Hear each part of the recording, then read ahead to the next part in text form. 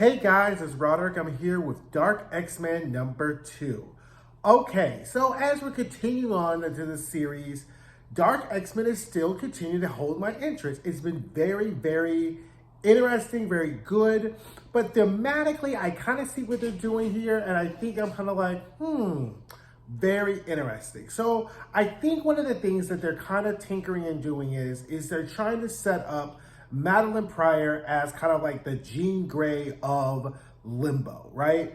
And as we kind of discussed earlier, they kind of take a little bit of retconning editorial license with some of their conclusions, but I see what they're doing. I mean, the fact is that Madelyne is a clone of Jean. Therefore, she does going to possess some of the same potential character qualities that Jean possesses. And as we're seeing that, Madelyne kind of shares with Jean this kind of like overarching sense of responsibility and heroism, which sometimes turns into like a messianic complex. So I think that's a very interesting thing to explore. I just don't like some of the editorial kind of changes they're trying to like foist on us, which we'll get to later. Okay, so we start off with what we call faux Madison, right? So there's a faux Captain Krakoa. Now we have faux Goblin Queen, right? So we find out that this faux Goblin Queen that we saw at the end of issue 1 is a Goblin Queen from the multiverse that was banished to Earth and then was banished to Limbo that Orchis found in the corners of Limbo, right? So she pretty much has no kind of emotional semblance to Madison, but she still possesses the Goblin Queen as powers, right? So they have her kind of chained up and that she's kind of working for Agent Kroll and Agent, what's her name? Agent Valens, right? Agent Kroll and Agent Valens, who are like these independent contractors for Orchis, right? So they kind of dabble into black magic and occults and all that type of stuff. And so they have the Black Goblin Queen, who actually now has Warren, because remember, they left Warren back at the attack site, right? So we'll get to Warren in a second, because now Maggot comes in, and me and Maggot and I are on the same page. Why are we leaving Warren? Why are we not going back for Warren? And the argument is that if we go back for Warren, we'll get caught. Warren knew the risk. They just treat Warren so badly. Like, if you remember House of X, Powers of X, in that first battle when they went to go attack the Orchis station, who was one of the first people to die before they even landed and got into Orchis? It was Warren. Warren always gets the redheaded stepchild treatment of like the original 5. Like, if you thought Bobby got like short thrift, they are always doing Warren bad. He goes from Angel to Archangel to Death. Well, Angel, Archangel, Death, to now like all these things. And I was just like, why they just always forget about Warren? Warren gets no respect on his name whatsoever. So Maggot and I are on the same page, being like, I don't like this, leaving Warren. Why are we leaving him? Everyone's like, well, whatever. So we kind of get the split of like the faux Goblin Queen trying to like, deal with do what she's about to do to Warren, and then Maddie is trying to heal Alex. Remember, he got his throat slit, fool in the streets with Madison, right? So while that's happening, Zero drags in what we'll call Mecha Wolverine, right? The mechanical Wolverine or whatever like that, also known as Albert, okay?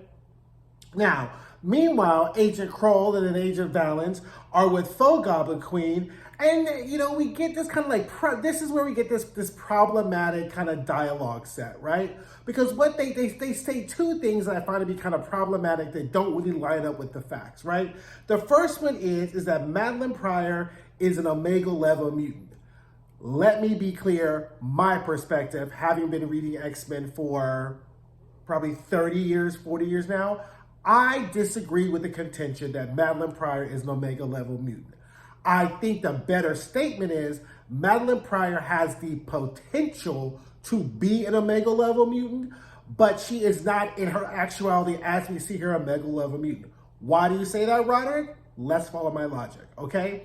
Now, even though she is the clone of Jean Grey, and therefore Jean being an Omega level mutant, the reason Jean is an Omega level mutant is not just her genetic potential, but also her training and her talent, right? So let's think of like Strife and Cable, another set of clones, right? Strife being a clone of Cable without the technovirus, Cable being himself with the Technovirus. Cable, as we've seen, is far more efficient and proficient with his mutant capabilities than Strife is. Why is that? Because Cable was raised by the Askini, and Scott and Jean, when they went into the future and raised him, right? So Strife, not being raised by Scott and Jean, not being trained by the Askini, is far less proficient and efficient with his powers. Same set of mutant powers and capabilities, but Cable is far better with that. Now let's go back to our Jean example, okay? As you recall from Inferno, for those of y'all who have been reading, the reason Sinister kept Madelyne on the slab was about to throw her away is because that Madelyne did not possess any mutant powers. Her mutant gene did not kick in. When the Phoenix Force inserted itself into Madelyne and she came alive, she still had no mutant powers. When she was living with Scott and pregnant and all of that, she had no mutant powers, right? That is why she decided to become the Goblin Queen, because she was so pissed because Scott had left her and went with Jean, right? So then in the Battle of Inferno, if you go back and read, she was not possessing any mutant capabilities whatsoever. Now, to even take you all back even further, after Madelyne Pryor dies and Nate Gray resurrects her, she still comes back and she kind of has some kind of deathly, gothy powers, but she still is not going toe-to-toe with the same set of powers that Jean does. It's only in this latest resurrection that they've done that Madelyne now has the same power set or the same set of powers that Jean has. So that's why I didn't like that whole dark web battle, because in what universe or multiverse can a Madelyne Pryor, without the training of Charles Xavier, right, and all the battle experience that Jean Grey has over her years, even step into the arena with Jean Grey? I just don't think it happens. I just don't think it exists. And I was just kind of like, X is no. I'm sorry. But if you disagree, let's drop that in the comments. Let's have that discussion. I'm always welcome to change my mind, but at this point, I'm still going to say Madelyne Pryor is not an Omega 11 mutant. Number 2. So then they talk about how one of the ways that they were trying to control this faux Goblin Queen is that they were experimenting with Blight Swill, which they got from Otherworld. And as I have mentioned in just about every video I've been doing of Fall of X, they are not explaining to us where they're getting this Blight Swill from, because there is only one gate to Otherworld. That gate exists on Krakoa, and only mutants could go through that gate. So tell me how they are going to Otherworld and getting Blight Swill. If you're reading Realm of X, is there an answer there? Tell me how that, it's just not adding up, right? Like, how is Orchis getting a hold of Blight Swill if only mutants can go there, right? Now, if you tell me that Selene and her treacherous ass went there and that's how they got it, then I'd be like, okay, fine. And that's what they had to do. Like, Selene went to the Otherworld, got us a big old batch of Blight Swill, like she's going across the border to get some, spotted cow or something like that from Wisconsin or something like that, then that's a believable story. But they just keep adding this Blight Swill without telling us how they're getting it. And I'm just kind of like, okay, right? So anyway, Folk Goblin Queen does her magical ward. Agent Crow goes to the lab, and then with his baby doll robot, we find out that Albert, aka Mecha Wolverine, is transmitting everything that he's seeing back to Agent Crow. And I'm like, oh my God, why didn't you just leave this robot back with him? But I get it, it's cute, Zero's playing with it, whatever, right?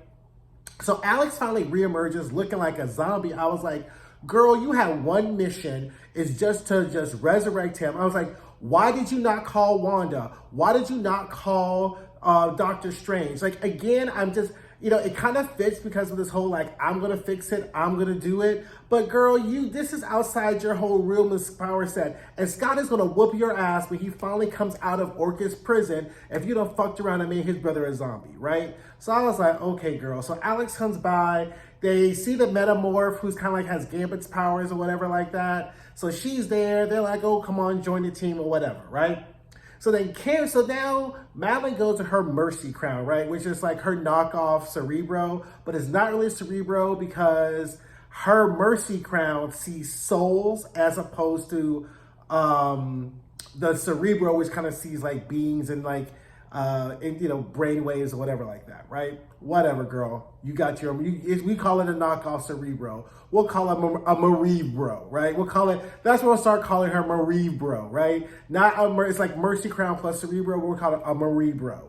So she's with her Marie Bro, and we see Bishop, we see Emma and Tony, we see an old looking Xavier. I was like, why is he looking so old? But I think it's just kind of the effect that maybe his soul feels old because Charles is probably tired, right? Like Charles has been through a lot. His soul is probably old, right? Like he's not old in his face. I think his soul is just tired, right? And then we see Callisto, and I was like, okay, that's cute. But the gag was we see Mystique. Mystique is alive? When we last saw Mystique, she was on the rocks getting washed in the ocean.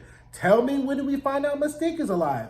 Not anything I've been reading, right? Like, I even picked up To the Children of the Atom. Mystique's not in there. So is Mystique alive? Is that a spoiler? Or is that just like the artist of the story that is just trying to be cute, right? Well, guess we'll find out Mystique's alive, right? Anyway, so they decide that they're going to go and help one of the mutants. Oh, there's also a girl in the middle with like a bob cut and like glasses, was surrounded by a bunch of mushrooms. We're like, okay, fine.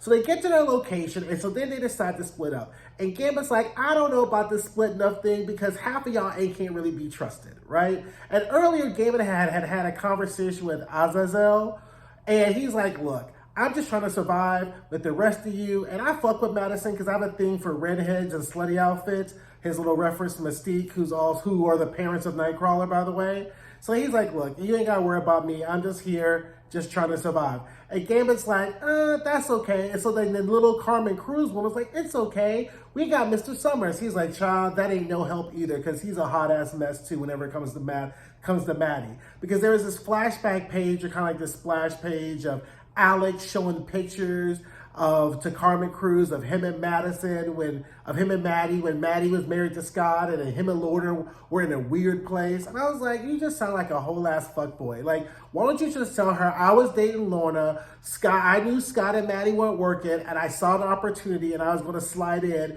because I've always been jealous of Scott and what he had with Jean. So if I can't get Jean, I'll just get Jean's clone. Because that's what you did, right? Like, right? So anyway, Alex just irks me sometimes because he just, like, I have a younger brother and I just see those younger brother traits in Alex and I just emotionally triggered all the time because Alex never takes any responsibility for anything that happens to him. It's always, they're so mean to me, I'm a fuck up, blah, blah, blah, as opposed to just getting your shit together. And hanging out with your Goblin Queen chick ain't really on the path to getting your shit together. But who knows, right?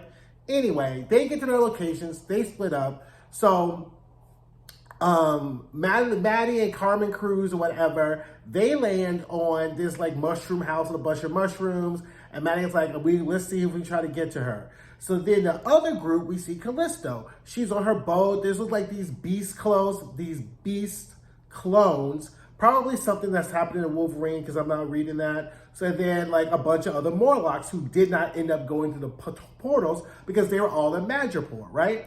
So now we see like this winged creature come, and all of a sudden people start dying on the boat. We're like, oh my God, what happened? So then finally Azazel and Gambit arrive in a boat, and they're like, what the hell happened here? And Callisto's like, he happened.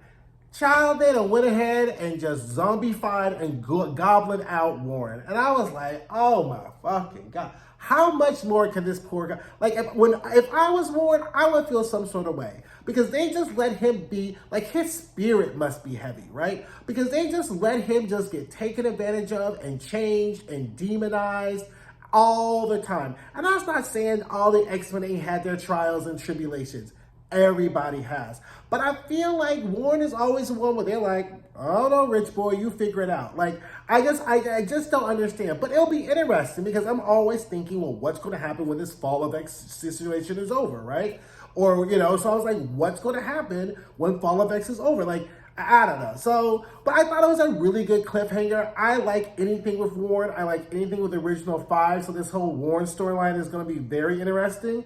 But again, Dark X-Men is holding my attention. I think it's very interesting. Again, besides their 2 little creative editorial choices. But again, I'll give it 4 out of 5 stars. You know what I'm saying? Still great. a lot of WTF moments, some good ones and some bad ones, but I still think it's worth following and worth reading. And I think at the end of this Fall of X, or at least at the end of this series, I think it's going to go like 4 issues or 5 issues. I think at the end it's going to be one of those books that's going to have the best payoff, kind of arc-wise, right? Like right now, I'm thinking Uncanny X-Men is going to be there. I think Dark X-Men is definitely going to be there. Iceman is definitely going to be there. Like all the ones I'm reviewing and reading, I definitely intuitively believe that their arcs are going to end up paying off a lot, into this Fall of X series, because we only have like 2 more books, 2 more months until all of these limited series are over, and I guess we're going to see where everything sorts out, right? So there's a lot of road to be treaded here, so I just kind of interested to see how they're going to tie it up. Well, okay, guys, that's it. That's Dark X-Men number 2. Don't forget to like, don't forget to subscribe, don't forget to share, and I'll see you guys soon. Bye.